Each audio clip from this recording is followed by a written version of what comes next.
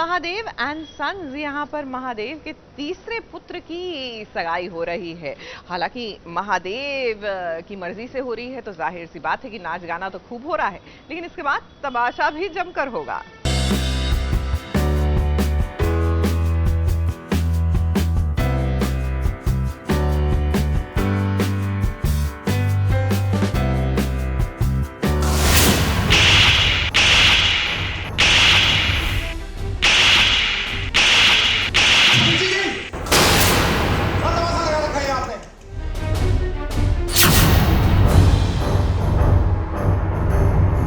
महादेव के घर में सगाई का नाच गाना चल रहा है।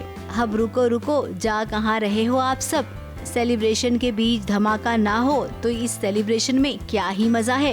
ये देखिए भानु को ये कैसे एकदम रफ्तार से आई, थप्पड़ पे थप्पड़, थप्पड़ पे थप्पड़, मानो थप्पड़ की गिनती ही आप भूल जाओगे। अब इतना गुस्सा भानु को क्यों आ गया है। अब देखिए भानु ने जिसे थप्पड़ मारा है ये इंसान वही है जिससे कभी भानु की शादी होने वाली थी। अब इस इंसान की केवल इतनी गलती है कि वो महादेव के परिवार की खुशियों में शामिल होने आया है, और वो भी राधा माँ के कहने पर। अब भानु को ये बर्दाश्त नहीं हुआ। आखिर दुश्मनों के घर सेलिब्रेशन में कोई कैसे जा सकता है, तो इस बात पर हंगामा तो होना ही था। सो हंगामा हो गया। वो ड्रामा तो होना ही है, कुछ ना कुछ तो होना ही है। भानु मौसी या कुछ भी सिचुएशन आ गई, ऐसे ऊपर नीचे ऊपर नीचे ऊपर नीचे होता रहेगा। There is a graph and I think वो किसी भी शो में होता है कि इतनी जल्दी सब कुछ अच्छा हो जाए तो फिर मज़े नहीं आते, तो धीरे धीरे होगा। मिसअंडरस्टैंडिंग्स इतने दिनों से चल रही हैं, अब थोड़ा थोड़ा अच्छा हो रहा है, फिर थोड़ा थोड़ा फिर मे बी। अब भानु दबंग है, इसे तो आपको मानना ही पड़ेगा। कभी भी वो मौका देखती नहीं है, सीधे वार कर देती है, और आज भी उसने वही किया। अब मैडी तो केवल दोनों परिवारों के बीच सुलह करवाना चाहता था। उसे क्या पता था कि इतनी बड़ी महफिल में उसकी ऐसी हालत हो जाएगी। खैर कोई नहीं, राधा माँ के लिए सब कुछ करेंगे। वहीं अब धीरज पर भी सवाल उठने खड़े हो गए हैं। महादेव के बेटे आशीष की सगाई हो रही है। अब सगाई जिस परिवार से हो रही है वो तो फ्रॉड है, हम सब जानते हैं, लेकिन महादेव को नहीं पता है।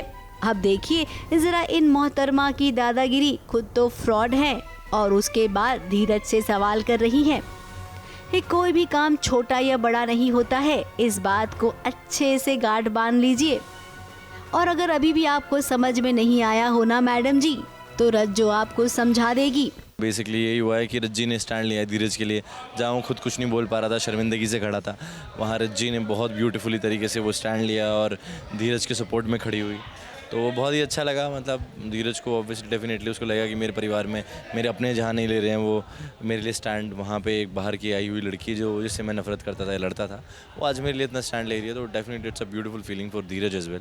तो वो ये दोनों धीरे धीरे दोनों एक दूसरे के करीब भी आ रहे हैं और एक दूसरे को समझने की कोशिश भी कर रहे हैं। हाँ, वो समझने की कोशिश भी कर रहे हैं। फिलहाल कलेश के बीच में सगाई का माहौल जम गया, नाच गाना हुआ। खाना पीना खाकर सब अपने घर चले गए। अब तैयारी करेंगे अगले फंक्शन में, अगले धमाके की। मुंबई से स्नेहिल यादव के साथ एबीपी न्यूज रिपोर्ट।